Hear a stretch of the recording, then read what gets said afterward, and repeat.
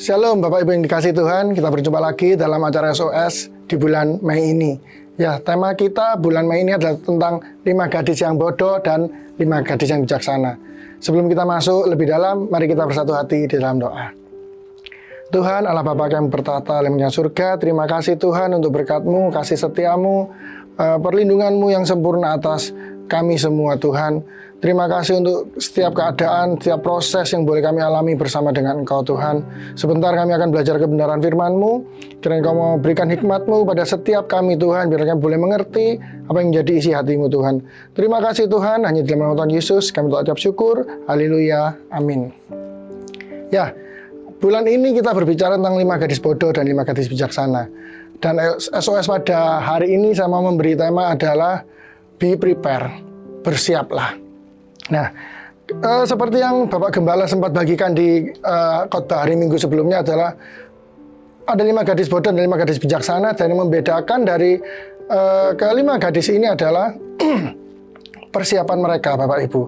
Kenapa yang 5 bisa dipilih dan kenapa yang 5-nya tidak dipilih adalah itu bukan karena Tuhan nggak adil, tapi karena kitanya sendiri. 5 gadis yang bodoh itu yang kurang persiapan, Bapak Ibu. Mereka menyepelekan, mereka menganggap itu mungkin nggak penting, dan akhirnya mereka tidak terpilih.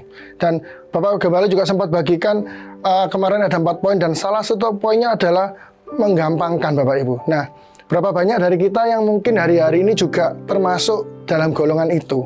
Kita tentunya nggak mau, Bapak Ibu ya, kalau kita nggak terpilih. Kita mau kita dipilih dan kita bisa menjadi mempelainya Kristus. Bicara mengenai mempelai, Bapak Ibu ya, kalau kita mau mempersiapkan pernikahan anak kita, atau terlebih mungkin pernikahan kita sendiri, kita pasti mempersiapkan segala sesuatunya dengan baik, Bapak Ibu. Kita harus melakukan persiapan yang matang. Kita mungkin booking venue-nya dulu, kita cari tanggalnya, kita cari IO-nya, kita cari restorannya, makanannya yang seperti apa, fotografernya mungkin kita cari, atau mungkin kita tidak adakan acara besar-besaran, kita cuma mungkin di catatan sipil, kita pun juga akan menghubungi si pihak catatan sipil untuk mendaftarkan kita. Nah, sama dengan hal 5 gadis bodoh dan bijaksana ini, harus ada persiapannya, Bapak Ibu. Ketika nggak ada persiapan seperti 5 gadis bodoh, dia tidak membawa minyaknya, itulah yang tidak dilakukan oleh mereka, tidak ada persiapan. Akhirnya mereka tidak terpilih. Nah, hari ini kita belajar, kita mau menjadi orang yang terpilih, Bapak Ibu. Kita berarti mau menjadi orang yang bijaksana. Kita bukan mau menjadi orang yang bodoh. Kita nggak mau masuk dalam golongan orang bodoh, Bapak Ibu. Saya yakin dan percaya kita semua pasti memang nggak mau disebut orang bodoh. Kita mungkin marah dan tersinggung kalau kita disebut bodoh.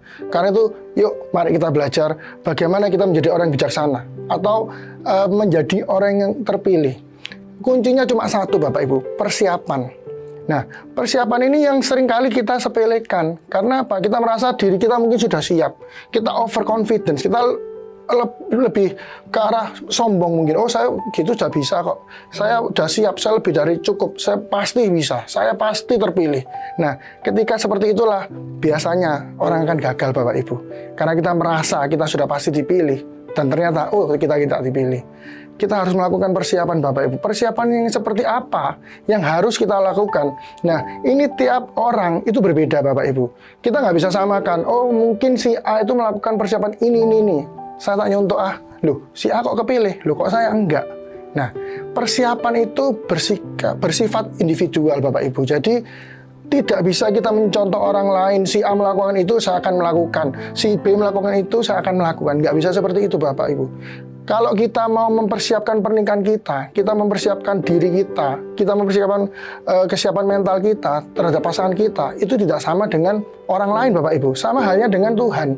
Ketika kita mau menjadi mempelainya Tuhan, kita mempersiapkan diri kita untuk menjadi mempelainya Tuhan, kita harus bangun hubungan dengan Tuhan. Kita harus mempersiapkan diri kita itu menjadi mempelai, menjadi pasangan yang cocok untuk Tuhan. Gimana kita bisa menjadi cocok dengan Tuhan adalah kita mengerti kehendak Tuhan. Bukan cuma mengerti, Bapak Ibu, tapi kita juga melakukan apa yang menjadi kehendak Tuhan dalam kehidupan kita. Sama seperti kita misalnya mendekati pasangan kita, pacar kita mungkin waktu kita masih pacaran, kita akan berusaha mengerti pacar kita itu seperti apa. Kita akan berusaha mengerti apa yang menjadi kesukaannya dia. Kita melakukan apa yang menjadi kesenangannya dia. Kita nggak mau membuat dia nangis, kita nggak mau membuat dia sedih. Kita pengen nyenengkan dia terus. Sama halnya dengan Tuhan. Ketika kita mau menjadi mempelainya Tuhan, kita harus bisa menyenangkan hati Tuhan. Ketika kita mau menjadi mempelainya Tuhan, kita harus menyiapkan diri kita. Bukan kita tuh malah enak-enakan, kita merasa, oh Tuhan kan maha tahu, Tuhan kan maha ngerti, ya Tuhan yang harusnya ngerti saya. Bukan seperti itu caranya Bapak Ibu. Jadi kita harus memaksa diri kita push diri kita untuk mengerti kehendak Tuhan. Dan kita menjadi serupa dengan Tuhan, kita akhirnya menjadi mempelainya Tuhan. Bagaimana kita bisa mengerti kehendak Tuhan? Nggak ada jalan lain selain kita baca Alkitab Bapak Ibu. Kita harus saat teduh, kita harus terus bangun hubungan dengan Tuhan. Persiapan ini yang harus kita lakukan Bapak Ibu. Segala sesuatu kalau kita lakukan tanpa persiapan, percayalah hasilnya pasti nggak akan bagus. Terlebih lagi mungkin akan gagal Bapak Ibu. Kalau kita lakukan segala sesuatu tanpa persiapan, kalau kita mau lomba lari atau kita mau mengadakan perlombaan, kita juga harus mengadakan persiapan. Atlet satu dengan atlet yang lain, persiapannya pun akan berbeda. Metode yang dia lakukan pun akan berbeda. Jadi ketika kita mau menjadi siap, kita harus introspeksi diri kita. Apa ya yang kurang dalam diri kita ini apa? Karena si A dan si B kekurangannya beda Bapak Ibu. Mungkin kita ada kekurangan dalam hal apa? Kita sering bohong mungkin. Oh mungkin kita nih orangnya sering telat mungkin. Kalau kita ke gereja telat. Oh atau kita nih mungkin orangnya malas. Nah kita nggak bisa tiru orang lain yang mungkin orang lain udah nggak lemah dalam hal itu. Orang lain sudah on time, kita masih malas terus kita ikut gaya hidupnya dia. Ya kita nggak akan lewat dari masa-masa ini Bapak Ibu. Dan kita akan ketampi, kita akan nggak bisa jadi pasangannya, kita akan ditinggal, kita nggak akan bisa menjadi orang yang terpilih. Ketika kita mau menjadi orang yang terpilih, introspeksi diri kita. Jangan merasa diri kita itu benar, jangan merasa diri kita itu cukup. Kalau dari 5 gadis yang bodoh itu Bapak Ibu, dia merasa cukup membawa minyak, membawa lampunya itu aja, tidak perlu bawa minyaknya. Dia nggak mau repot, dia nggak mau bayar harga, dia merasa wes pasti cukup. Mungkin kalau boleh saya ibaratkan adalah seperti ini. Ya kalau cukup ya puji Tuhan, kalau nggak cukup ya wis. Mungkin ya bukan jodoh nih. Mungkin ada yang berpikir seperti itu Bapak Ibu. Tapi kok dengan Tuhan kita nggak boleh seperti itu Bapak Ibu. Kita harus bisa menjadi mempelainya Tuhan. Kita harus bisa dipilih. Kita harus menjadi orang yang terpilih. Kita nggak mau jadi orang yang tertinggal. Karena itu yuk kita mari siapkan hati kita, diri kita untuk menjadi mempelainya Tuhan. Itu nggak gampang Bapak Ibu. Karena seperti yang pernah saya bagikan, itu adalah proses seumur hidup. Proses yang selalu harus kita jalani dan kita harus terus tekun di dalam hal itu. Kita kalau cuma melakukan 1, 2 tahun, 3 tahun, terus tahun berikutnya kita nggak melakukan, ya hasil yang kita lakukan awal-awalnya kan terbuang percuma Bapak Ibu. Jadi kita harus lakukan terus, konstan terus. Perubahan itu harus terus ada dalam diri kita. Kita harus terus tetapkan hati kita. Kita harus terus berjaga-jaga. Jangan sampai kita tuh lengah. Saya mau bagikan satu ayat Bapak Ibu di dalam Markus 14 ayat yang ke-38. Di sini dikatakan, berjaga-jagalah dan berdoalah supaya kamu jangan jatuh dalam cobaan. Roh memang menurut tetapi daging lemah. Nah, kita harus terus berjaga-jaga dan berdoa supaya kita tetap kuat di dalam Tuhan. Kita nggak jatuh dalam cobaan. Seperti yang kita tahu, kalau kita ingat waktu Petrus disuruh berdoa oleh Tuhan Yesus, akhirnya dia apa? Tertidur. Karena dia nggak berjaga-jaga. Kalau kita tidak berjaga-jaga dalam iman kita tertidur, akhirnya kita akan kelewat dan kita nggak akan kepilih. Kita harus tetap persiapkan diri kita. Karena kita nggak tahu Tuhan itu datangnya kapan. Tapi yang kita tahu pasti, Tuhan pasti datang. 5 gadis yang bijaksana itu tahu, mempelainya pasti datang. Tapi dari 10-nya tuh nggak ada yang tahu datangnya kapan. Tapi 5 yang bijaksana ini, dia tetap punya iman. Oh, mempelaiku ini pasti datang. Mempelaiku ini pasti datang. Ketika pasti datang, aku harus mempersiapkan diriku.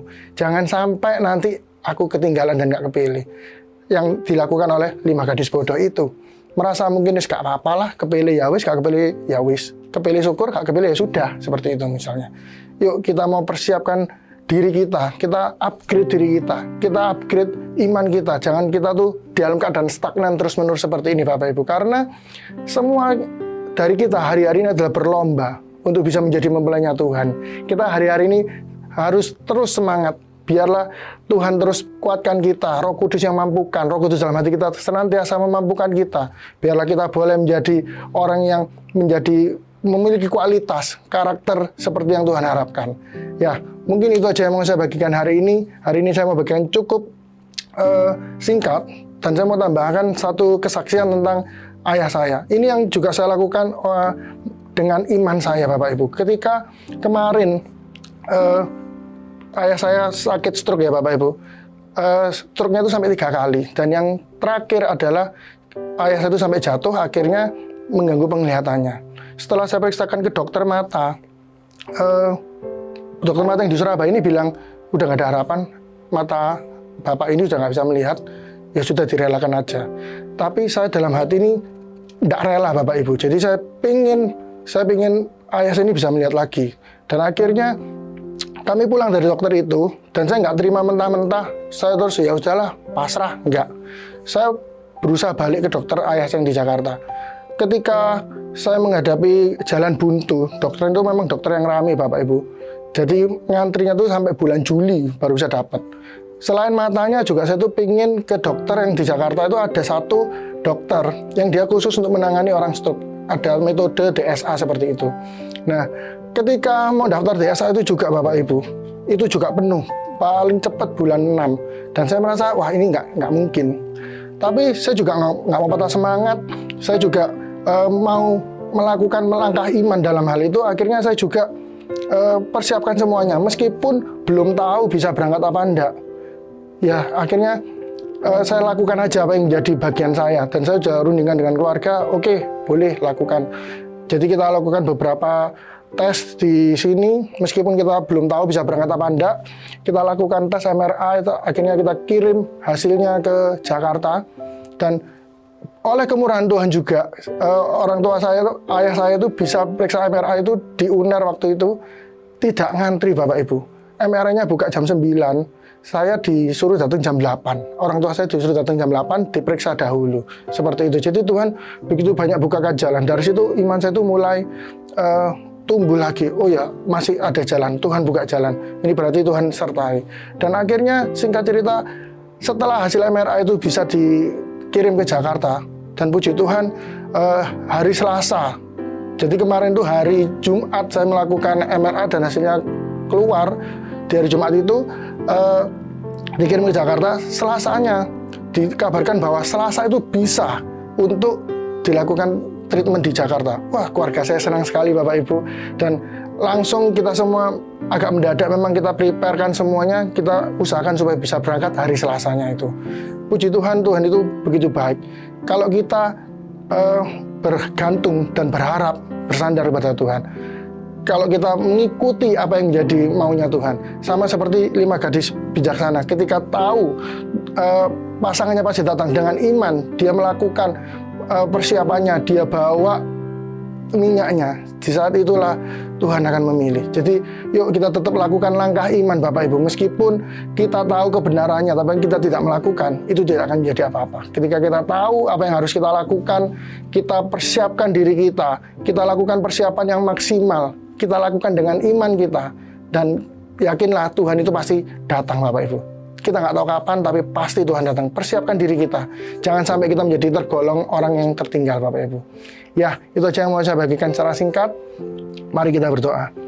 Tuhan Allah Bapa yang bertata di surga, terima kasih. Kalau kami boleh belajar kebenaran firman-Mu, Tuhan, kami harus menjadi orang bijaksana, Tuhan. Kami harus memiliki persiapan, Tuhan. Meskipun kami nggak tahu kapan Engkau datang, Tuhan, tapi satu hal yang kami pasti tahu, Engkau pasti datang, Tuhan.